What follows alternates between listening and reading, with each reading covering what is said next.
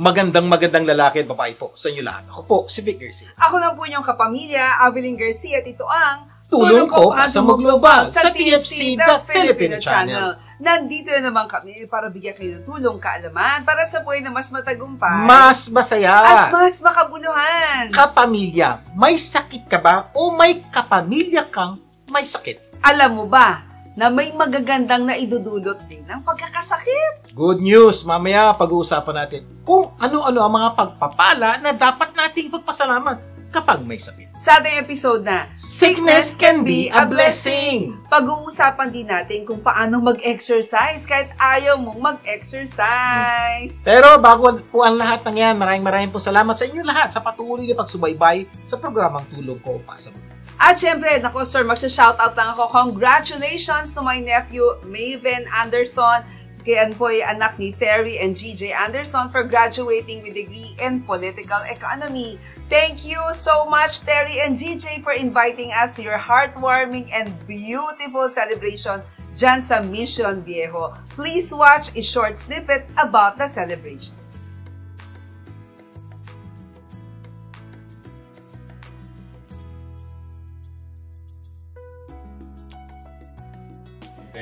Thank you to every single person that came to celebrate, you know, not only myself, but you guys as well. Because like my dad said, like it said on the card, it takes a village to raise a child. And that's exactly what has happened here. Love you guys, but everybody has to go to their corners and that bell rings and we got to come out. The best gift that you can give a parent is when you walk out that house, we know that you're good. But we cannot say thank you enough to every single one of you. It takes a village to raise a child. We're very strong with that. We help out in our community as well to build that village for the upcoming kids here, and they're all here too. So, but family, friends, thank you from the bottom of our hearts. Kaya congratulations as well to Terry and GJ, the Aurelio family, friends, and coaches, for all of you who supported Maven. Indeed, it takes a village to raise a child. Okay, simulan na po natin ang ating programa ng Tulong Pampagana. Dahil ang paniniwala po namin, one idea, or in this pagkakataon po nito, one story can change your life. Ayan, ang Tulong Pampagana story natin ay tungkol sa kape. Kape. Or, so, sa mahilig magkape po dyan, makinig po kayo mabuti. Baka itong kaping to, ang matagal nyo nang hinihintay. Alam nyo, may isang grupo ng mga professional ang nagkaroon ng reunion sa bahay ng kanilang paboritong professor. Yan, normally, nangyayari after mga ilang taon, di ba? Sa gitna ng salo-salo, napunta ang usapan sa mga problema at reklamo nila sa kanilang mga trabaho. Ay, totoo lang po yan. Madalas kapag tayo po nagkakasama-sama, kung minsan napag-uusapan natin yung mga hindi magandang pangyayari sa kumpanyang pinagtatrabaho natin. Oo, o kung minsan sa buhay, ng may buhay ang ating mga pinag-uusapan. Pero alam nyo, pumunta ang professor sa kitchen at kumuha ng isang malaking pot ng kape at iba't ibang uri ng tasa. May porcelain, may plastic, may glass, may crystal. Yung iba naman yung parang plain looking lang. Yung iba naman expensive at iba meron exquisite ng kape. At iba mamurahin. Okay? Oo. Sinabi ng professor sa kanyang mga dating estudyante na magkape naman kayo. Coffee, have a coffee break, something like that. Okay. So, ang makakakuha ng, syempre, lahat nagkuha na ng diba? kape, okay. Oo, nagkuha na lahat. Ito sabi ng professor, naku, hindi nyo ba napansin, lahat ng magagandang tasa ang kinuha nyo. At lahat ng mga ordinaryo at medyo mukhang mumurahing tasa, yun ang natira. So, sabi ng professor, normal lang yan. Normal lang sa tao na gugustuhin natin yung magaganda sa buhay. Pero, alam ba ninyo na yung mga yan ang dahilan kung bakit maraming tao ang stress at maraming problema sa buhay? Aba, makinig po kayo mabuti. Ang ganda po dito, sinasabi po ng kanilang professor na may tinuturo po yung professor patungkol sa kape na ito daw po nagdudulot ng malaking stress sa buhay. Baka kayo rin po, ito po ang dahilan, ba't kayo ay stress sa buhay? Oo, kumbaga tapos na yung eskwela, nagtuturo pa yung professor, no? Kahit graduate na yung mga estudyante. So, ito yung paliwanag ng professor. Sabi niya, the cup itself adds no quality to the coffee. Sabi niya, what all of you wanted was coffee, not the cup. but all of you consciously went for good-looking, expensive cups. Sabi niya. So let's consider that life is the coffee. And the jobs, yung houses, yung kotse, mga bagay, pera, and possession are the cups. Sabi niya, remember this, whatever type of cup we have does not define or change the quality of our lives. Ganda po nito. Sana po maunawaan po natin mabuti yung tinuturo po ng professor at tinuturo po ito sa mga young professionals. Na kuminsan po, hindi lang po problema ito mga young professionals, problema rin po ng marami sa atin to. Kaya marami po sa atin stress sa buhay na kuminsan nakaka-apekto sa ating family life and also work life. Ano-ano matututunan natin? Lesson number 1. Lesson number 1. Beautiful cups do not enhance the flavor of coffee. So, ibig sabihin, yung magagandang kwanda po, hindi naman daw po nadadagdagan ng sarap ng kape. Ganon din po sa buhay natin. Kuminsan po, ang buhay natin, may magagandang damit, may magagandang kotse, may magandang bahay. Pero tanong, anong klaseng buhay meron po ba tayo? Oh. Kasi po marami po tao, maganda lahat ang nasa labas, pero pangit yung nasa labas. Kumbaga, sometimes we fail to enjoy the coffee by concentrating only on the cup. Minsan mga brand conscious, totoo po. diba? Sabihin, ang sarap po ng buhay, kaya lang masyado tayong concerned, ano ba susuot ko? Ano ba ito drive ko? Ano ba yung bahay na titirahan ko? So, kuminsan yung sarap po ng buhay, nawawala kasi nakatuon tayo hindi sa buhay. Nakatuon tayo sa labas ng buhay. Na kuminsan po tunay nakakadagdag ng maraming problema at stress sa buhay. Number 2, beautiful cups do not guarantee a beautiful life. Totoo po yan. Totoo yan. Napakarami pong tao, ang gaganda po ng palagyan ng kape. Yung tasa, o yung bahay, o yung kotse, o yung damit. Ganda ng sapatos. Pero hindi pa nangahulugan pag maganda to maganda buhay nila sa loob. Napakarami pong tao kilala namin. Ang ganda ng labas pero pangit ang bahay. Pero may mga tao naman po, hindi kagandahan ng bahay, hindi kagandahan ng kotse, hindi kagandahan ng... Pero ang saya-saya at ang ganda-ganda ng buhay. Ito po tanong ko sa inyo. Nasaan kayo? Lesson number 3. Don't waste your time focusing solely on reaching the cup. Instead, spend your time enjoying the coffee. Totoo po, yan ang dahilan ba't marami po sa atin ay masyadong stress sa buhay. Bakit? Oo. Masyadong time, trabaho ng trabaho, dikdik ng dikdik. Sir, bakit? Kasi hindi ko mababayaran yung bagong kotse ko. Hindi ko mababayaran yung bahay na kinuha ko pagkalaki-laki. Hindi ko mababayaran yung damit, yung sapatos sa binili. So, nangyayari po, dahil po ang utak natin makakuha ng pambayad dito sa mga bagay na sa totoo lang, hindi man natin lahat kailangan, pagod na pagod po tayo at nasisira po yung buhay natin. Di ba merong ang pelikula niya, di ba? Talagang nag-strive siya hanggang sa makarating sa taas, di ba, ng posisyon. Tapos sabi niya, ito na lang ba? Ito ba? Ito na, is this what I dreamt of? Totoo po. Napakarami po sa atin gusto ng magandang buhay, pero sa tindi po ng paghangagad natin ng magandang bahay, magandang kotse, magandang damit, nauubos po ang lakas natin para pagtrabahuhan yung mga bagay na yun na kuminsan, wala na tayong oras sa asawa, sa anak, sa pamilya, mag-enjoy. Bakit? Doon po kasi nakatuon ang buhay Sometimes, natin. beautiful cups, it can bring unnecessary pressures and stress in life. You can have beautiful cups, but a very unpleasant life. Hindi maganda yun. Totoo po. Kung ikaw, hindi ka kumuha ng bagong kotse, malamang bawas ang stress sa buhay mo. Kung hindi ka kumuha ng pagkalaki-laking bahay, pwede ka naman sa 2 bedrooms, pinilit mo 3 bedrooms, 4 bedrooms, 5 bedrooms. Ayan, stress. Or stress gadget, di ba? Number 4, the type of cup we use does not define or change the quality of our life. Totoo po, may mga tao po kasi, sabi, maganda yung bahay ko. Yun ang Yun aking siya. image. Ito ako. Hindi po, paulit-ulit po namin sinasabi, no matter gaano kaganda yung paglabas nyo, pagtulog nyo sa gabi, doesn't matter kung saan ka bahay nakatira. Kung bagabag ka, stress ka sa buhay, nag-aaway kayo mag-asawa, nag-problema kayo may sa mga anak mo, bali wala lahat po yung bahay at magandang kotse at damit na meron ka. Bakit? Kasi mali po yung buhay na binubuhay. Nako, sana marami tayong natutunan sa ating pinag-usapan. At syempre, mamaya sa aming pagbabalik, pagpapatuloy po natin ang ating kwentuhan. Huwag bibitin. Tulong ko, ipasa mo, gaganda ang mundo. Tulong ko, ipasa mo, gaganda ang mundo.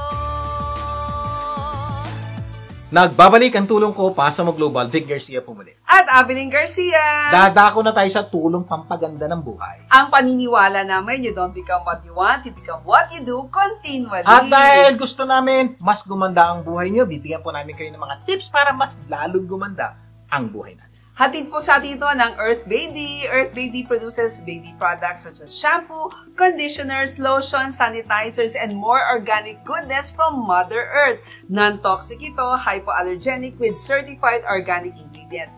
Visit Earth Baby's website or Amazon. At sir, isa sa mga tips para mas gumanda ang buhay is learn to connect with family. Isa sa paraan para mas gumanda ang buhay natin is to look at blessings that God has gifted us. At sino-sino to? Totoo yan. Kasi sometimes we look far and wide for friendships, comfort, and belonging. When all along, God has gifted us with family, and among those blessings are our cousins. Alam mo sir, never ko talagang na-imagine na I had wonderful cousins pala, which I only discovered after I was reunited with my mom after 50 years. And this is where I realized that I'm so blessed, and it's so important to meet my cousins periodically because it brings so many benefits. Ano yung mga benefits benefit yan? number 1, reconnection bring restoration. Kaya when we intentionally gather, we revive not just memories but relationships, di ba? Okay, number 2. They carry a piece of our story. Kasi talking to them reminds us we're not alone in this world. We're part of something bigger. Yeah. Number 3, cousins can become spiritual encourager when you gather. You can uplift one another. Pwede kayo magtulungan kung meron kayong problemang pinagdadaan. Correct. And number 4, it strengthens the next generation. Kasi when we model connection, our children and grandchildren see how family is meant to function. At alam nyo, recently we had our 4th GNI. Ito yung Cousins Girls Night In po namin, held in our home, hosted by my cousins Tess, Heronka, and J.Ann Craig, and yours truly. Panoorin po natin kung ano pong nangyari.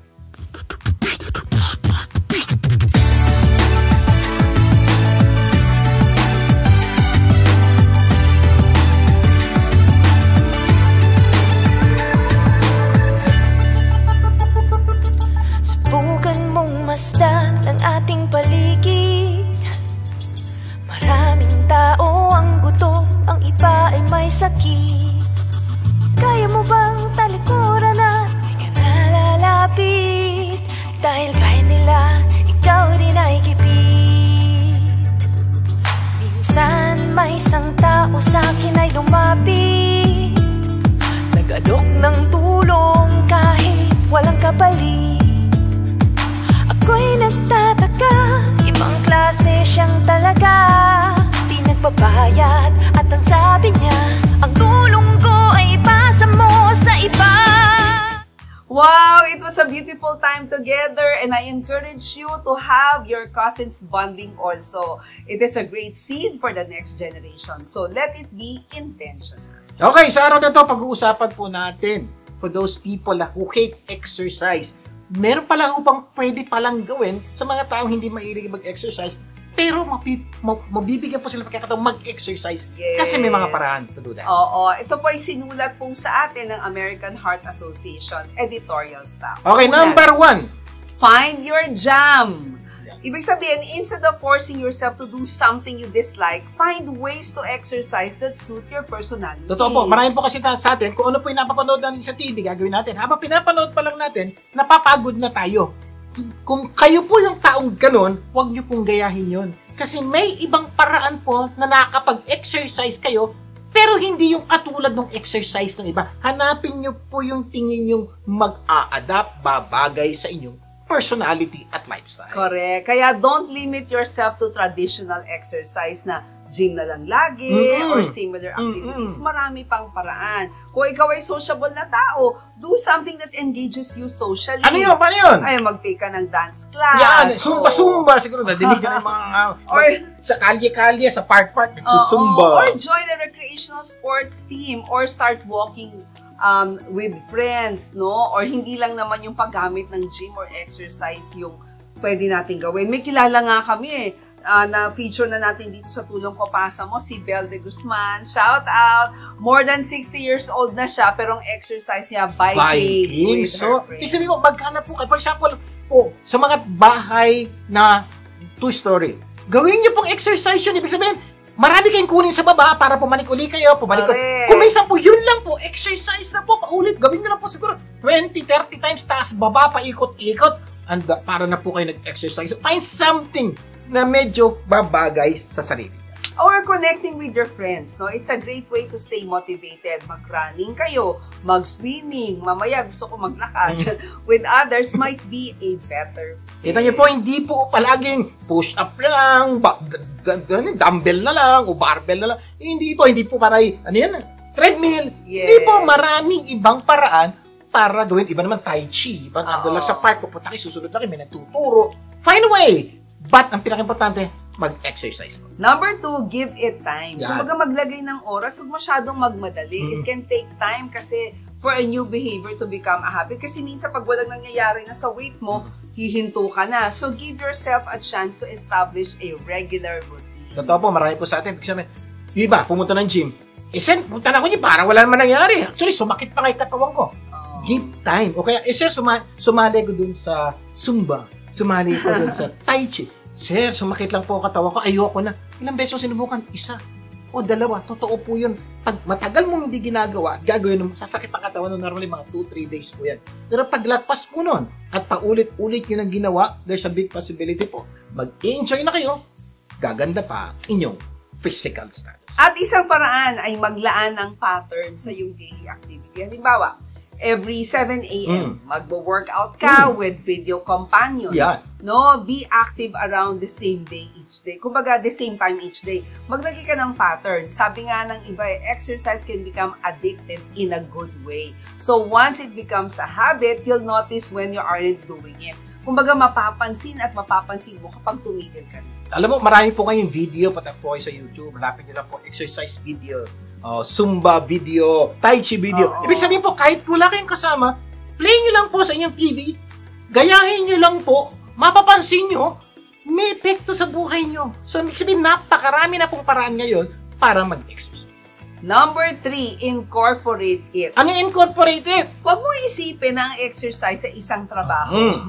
A work that you despise. Kumbaga, incorporate mo yung physical activity into your routine and lifestyle. So, it doesn't feel like a chore. So, maghanap po kayo ng isang bagay na gagawin nyo na kasama sa trabaho nyo. For example, sa mga may edad na, ibig sabihin, palakad-lakad. So, ang gawin mo, lakad ka, linisin mo yung garden mo, lakad ka, punta ka sa front garden, punta ka sa likod, sa back garden, lakad, pabalik-balik ka lang doon. Di ba kay Karate Kid? Wax in, wax out, ayan, di ba? So po, yung paglilinis po ng kotse, kailangan mo namang linisin. So, gawin mo, sa lagay naglilinis ka once a week, gawin mo twice a week. Yes. Kahit di pa gano'n madumi, linisin mo ng wax in, wax out. Yung po, exercise na napansin mo, magkakaroon po ng magandang epekto to sa inyo. Kasi maraming paraan para maging parte ang exercise ng iyong buhay. It doesn't mean you have to give up something else like time with family or friends. Dagdag pa, for example, yung pagmamap po sa bahay, di ba? Kung minsan inis na inis kayo, gawin nyo po kung once a week kayo nagmamap, gawin nyo twice a week.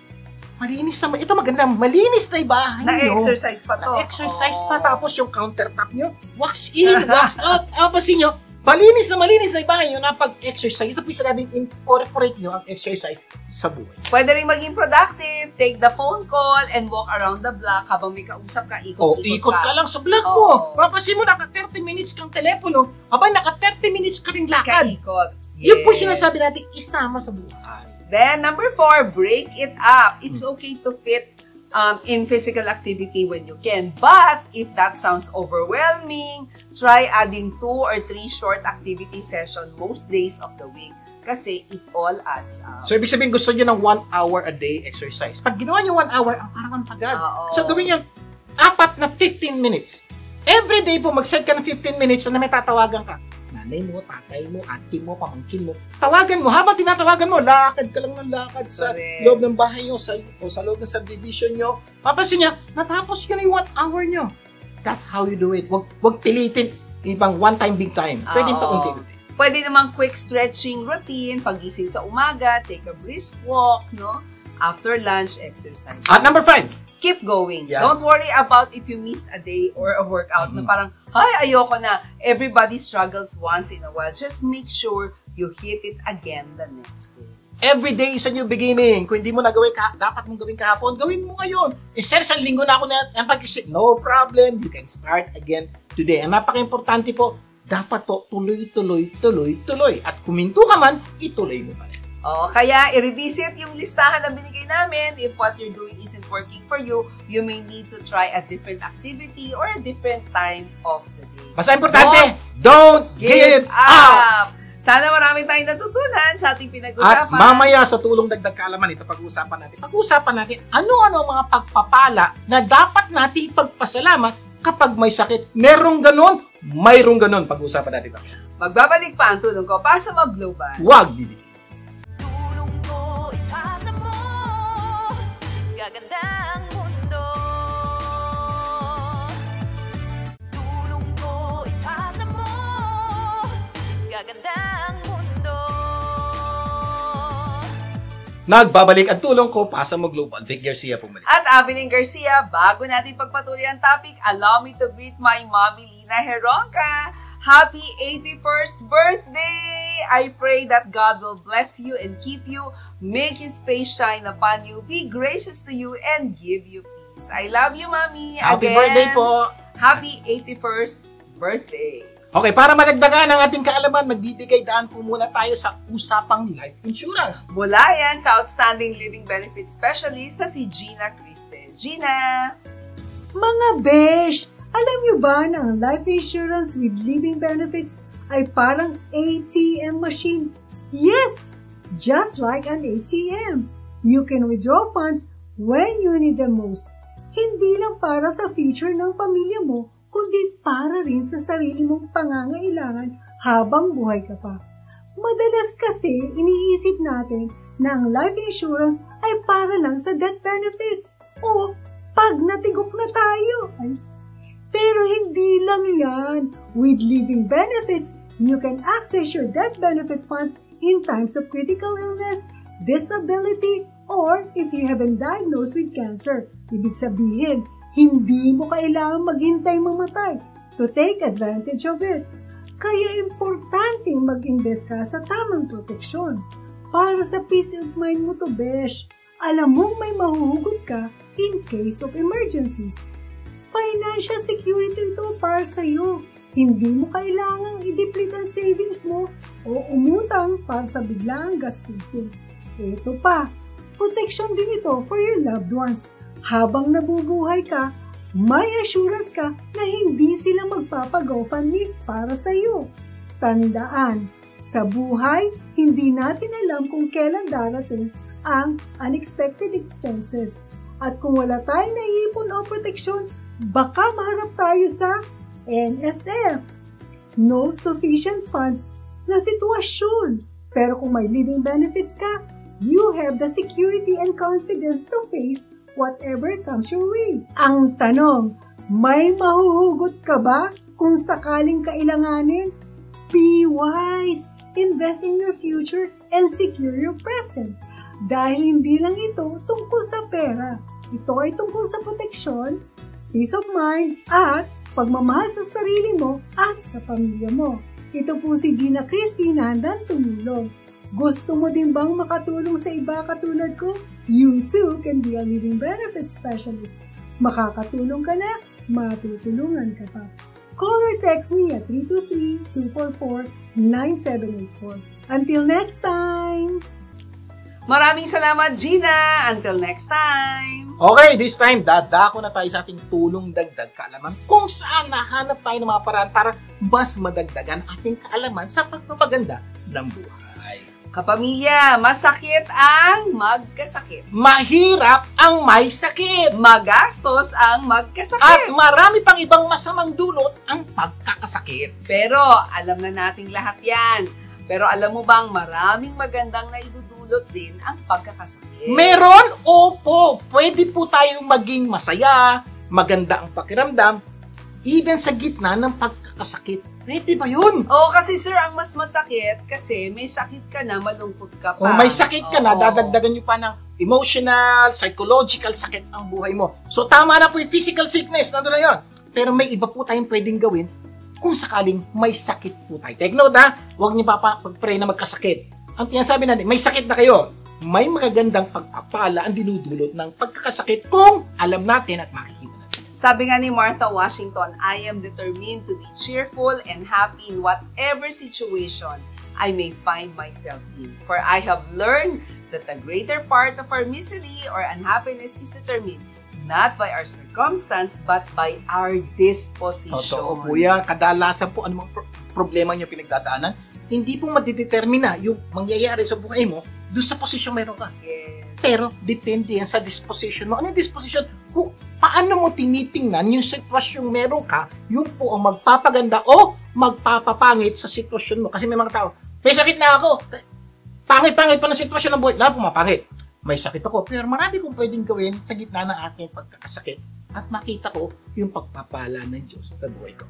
Ano-ano yan? Pag-usapan natin. At siguro mas madali kang gagaling kapag meron kang happy na disposition. Totoo yan. O kaya, sa araw na to, ang pag-uusapan natin ay ano-ano ang mga pagpapala na dapat natin pagpasalamat kapag tayo ay may sakit. Sa ating episode na, Sickness can be a blessing. Lilinawin ko lang po. Sickness can be. Pwedeng hindi. Yes. Pwedeng hindi po ang blessing ay hindi po ang sickness hindi maging blessing kung di nyo alam itong pag-uusapan natin. Pero, yung i-discuss po namin, pag pinaniwalaan nyo at ginawa nyo, I assure you, sickness will be a blessing. Okay, number 1, when you are sick, you have extra time to sleep and rest. Blessing number 1 yan! Oh. Can you imagine? Isa sa pinakamalaking blessing po ako every time nagkakasakit po ako, ay napakarami ng oras kong matulog at magpahinga. At marami po sa atin, gustong-gusto po natin matulog, magpahinga. Ito na po, may sakit ka na. Wala ka nang gagawin. Walang trabaho, may sakit ka. Di matulog at magpahinga ka. Enjoy it. Kasi ang madalas nating reklamo sa buhay, gigising na naman, antok pa ako, kulang pa ako sa tulog at pahinga. Ngayon may sakit ka, be happy, pwede kang matulog at magpahinga ng mas matagal. Enjoyin mo na. Ito yung matagal na gusto mong mangyari. Ito nangyayari na. So my point is this, hindi po namin pinapanalangin magkasakit kayo. Lilinawin po natin yan. Kasi sinasabi, kung sakaling may sakit na kayo, enjoyin mo na yung mahabang tulog at mahabang pahinga. Ano mangyayari? Dahil ini-enjoy mo, walang stress, mas madali kang gagaling. Eh dahil na-stress ka, ano ba naman to? May sakit ako, lalo kang tatagal na magkasakit. Number 2, when you're sick, you will have the opportunity to take time off from work. Ayan. Bakit? Oo, Bakit di ba matagal mo ng balak magpahinga sa trabaho dahil pagod ka na masyado? Kaya lang, ayaw kang payagan ng boss mo, ngayon pwede na. Yeah. So, ano punto po? Ka na. Sa mga tao pong gustong magpahinga sa dami ng stress, problema sa trabaho, ito po pagpapala po, nagkasakit ka. Ngayon, automatic papayagan ka ng boss mo, automatic maintindihan ng boss mo, automatic maintindihan ng mga opisina mo, automatic po yan. Ano mangyayari? Di walang trabaho. Ito maganda, hindi ka lang walang trabaho sa opisina.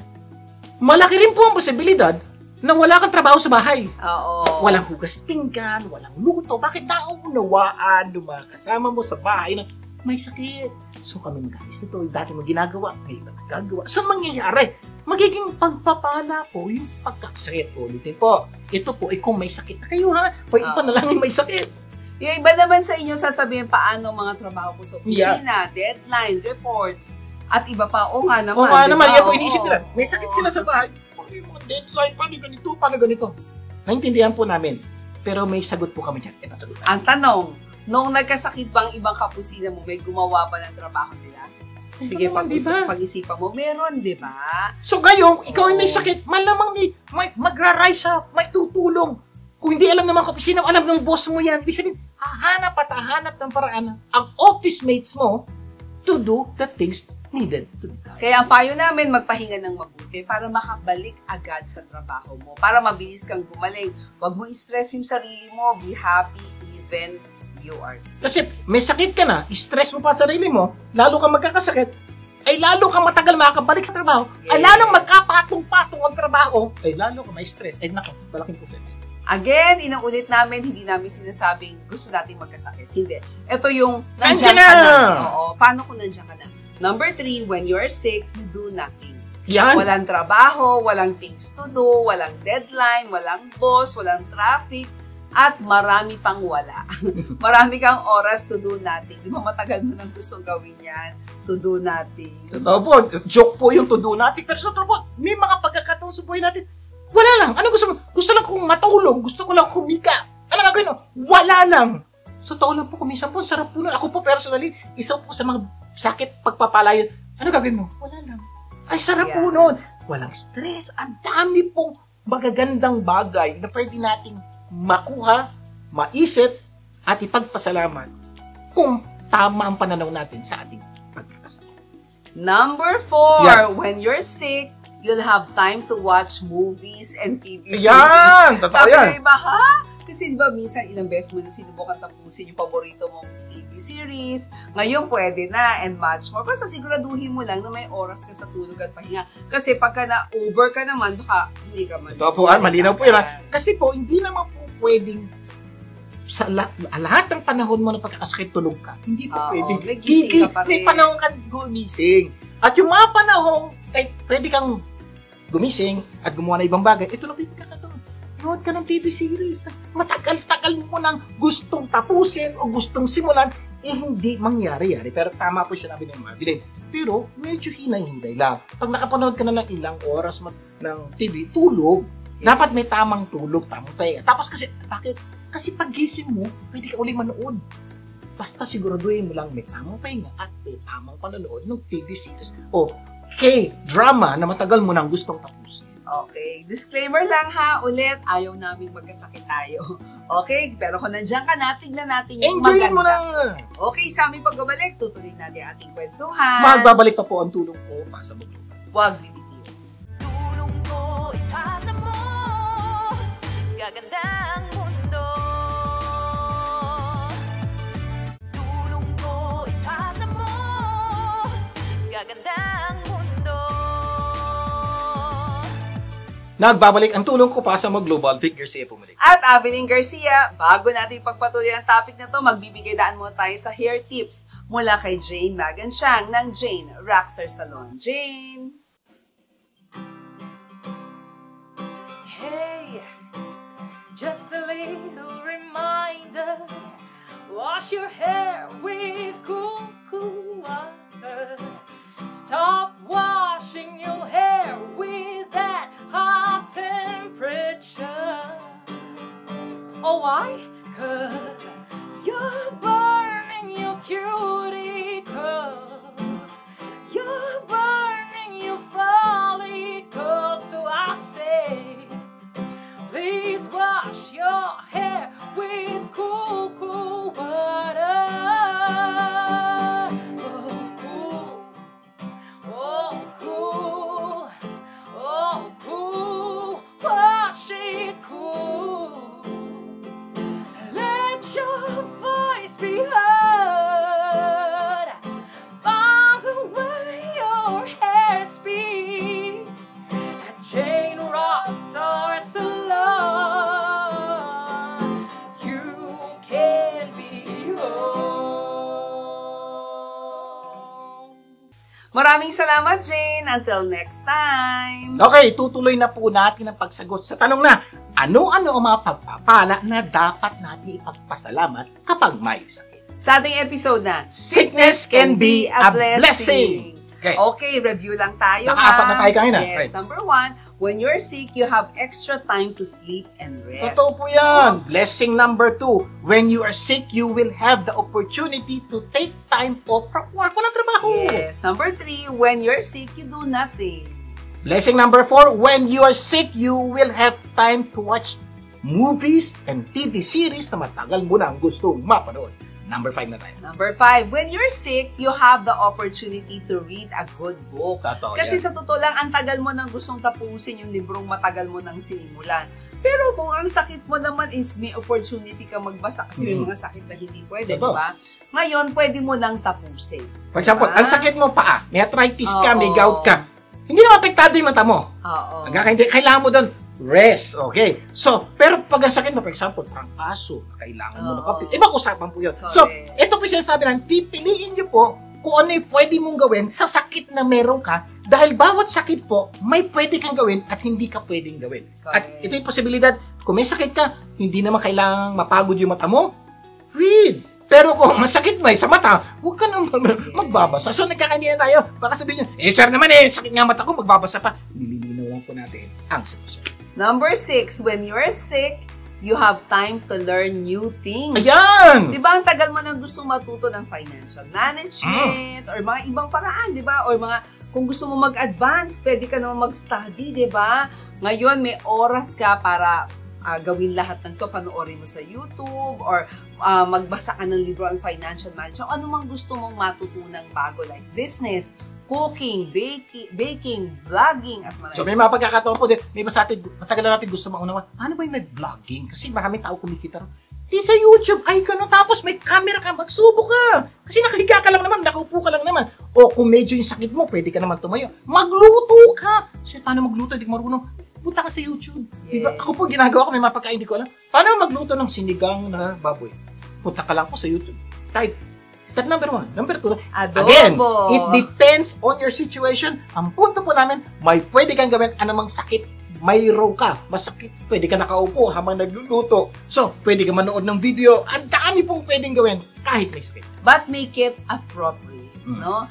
Sabi nga ni Warren Buffett, the more you learn, the more you earn. Yun po. Ibig sabihin, nagkasakit ka, may natutunan kang bagong skill, ngayon kikita ka pa dahil sa pagkakasakit mo. Di ba? Ganda. Marami po talaga pong nadidiscover kung minsan pag ikaw ay may sakit. Number 7, when you're sick, you have time to clean and organize your room or closet. Yan. Kasi di ba ilang beses Sandali lang!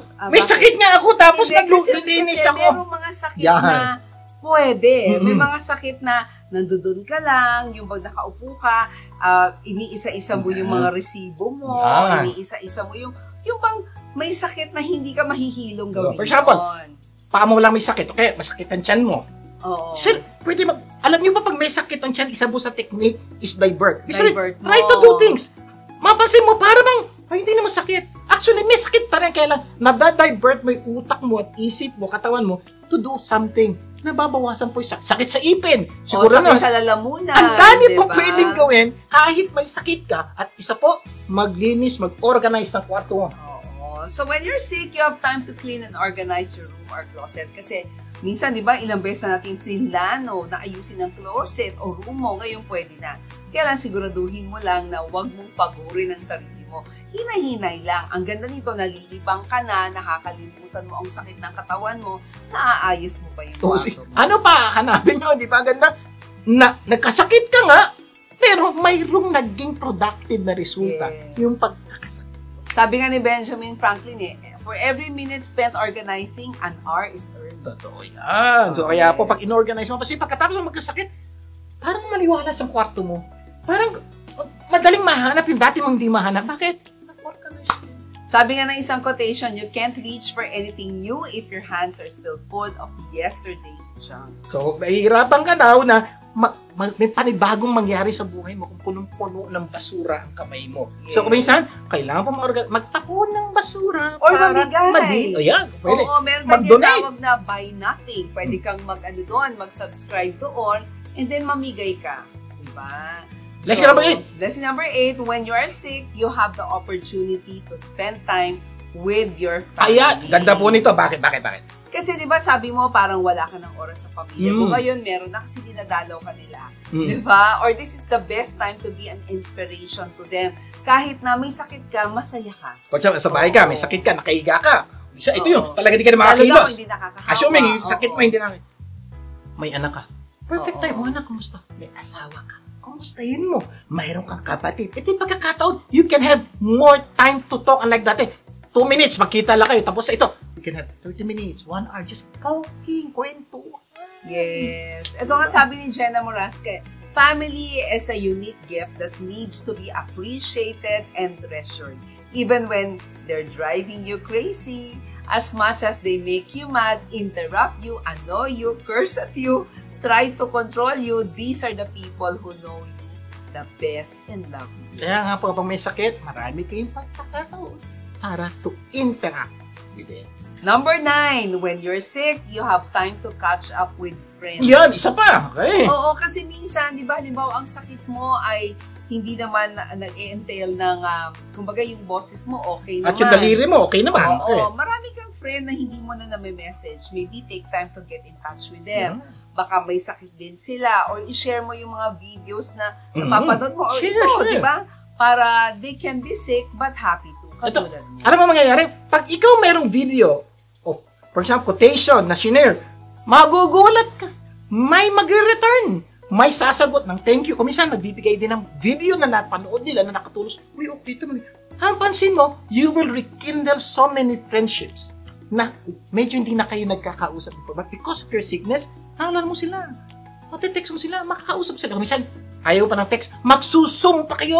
Kaya magkikita pa kayo. Bakit? Marami kang oras para to communicate with them. Pero kung hindi ka marunong mag-Zoom, baka panahon na para mag-aral ka. Yan. At iba pang communication na avenues, diba? So, yun po yung mga pwede pong mangyari.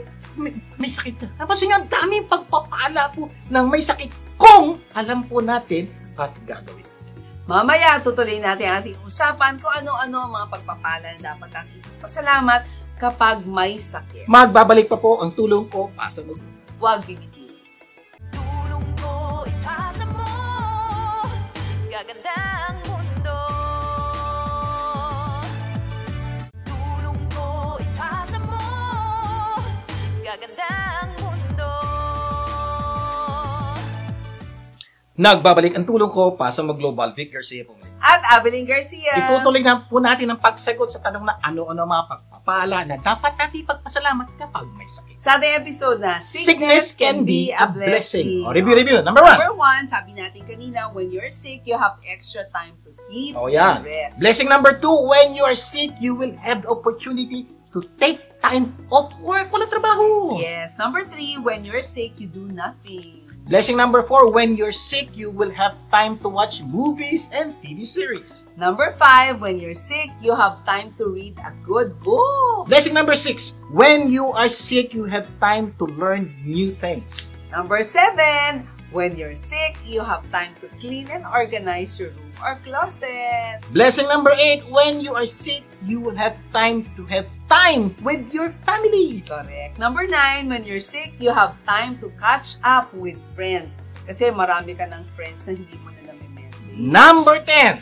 Eto na, when you're sick, you have time to reflect on the past. Ito po, napakaganda po nito. Kumisan po, yung pagkakasakit mo, magiging pagpapala sa kinabukasan. No, bakit? Ito po yung pagkakataon, wala kang magawa. Ano gawin na? Pag-iisipan mo yung magagandang bagay na nangyari sa iyo sa kakao. Oo, parang good morning yesterday, you wake up and time will slip away, diba? So, buksan mo yung mga old photos ninyo, open a box of old memories, bring back special memories, diba? Reminisce happy moments. So, baka gumaling ka kagad. May sakit ka biglang, ang saya nito. Tapos niya po, pagkakataon niya po ito para balikan yung masasaya, maliligayang panahon sa buhay. Pwede mo rin tignan yung mga picture mo sa cellphone or sa iCloud na matagal mo na hindi nakikita. Marami na sa kanila, nakalimutan mo na. Promise, pag nakita mo to, sasaya. Diba? Papasin mo pag... Uy, kasama ko si ganyan. Papasin mo. Biglang babalik po lahat ng joy. Uy, last Christmas namin to. Ay, ito nagpunta ganito. Ay, nagpunta kami sa Disneyland. Can you imagine? Nagawa mo lang yun. Bakit? Kasakit ka kasi. Number 11. 11 na tayo. 11 na. When you're sick, you have time to reflect on what truly matters most. Totoo po. Isa po itong napaka-importante na sana, kung sakaling may sakit kayo, o one day magkakasakit kayo, gawin niyo po ito.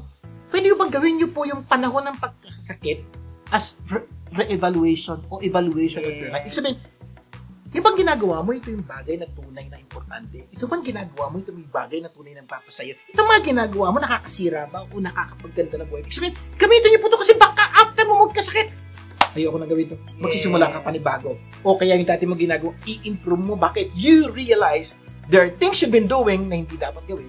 And there are things that you're doing that you need to continue and improve.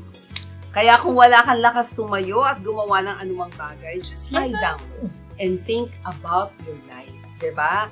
Baka may mga dapat kang mas pagandahin sa buhay mo. Use this time as time for reflection and evaluation para malaman mo yung mga bagay na dapat mong ipagpatuloy, dapat mong iigil, at dapat mong simulan. Siguro suggestion. What if yung pagkakasakit mo paulit-ulit na lang? Ito na yan. Kasakit ka last. Ito rin yung sakit. Pag-isipan mo, bakit nga ba? as you think about it, you will realize, kaya pala malito.